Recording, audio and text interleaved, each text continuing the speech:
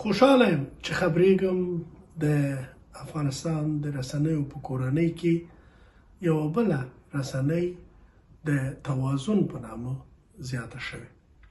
د دغې رسنۍ ټولو چلوونکو او د دې رسنۍ مخاطبانو ته دې مبارک وي.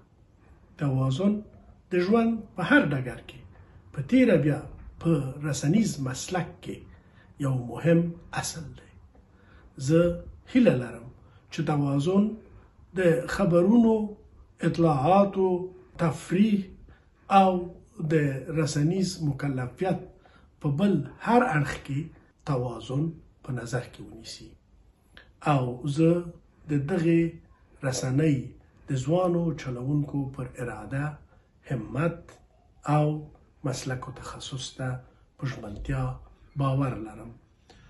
موږ ټول به توازن وڅارو چې که زموږ له هیلو سره یې سمه خپرونې پر مخ بوتلې، یو مهال به یې بریا په ګډه سره ولمانځو.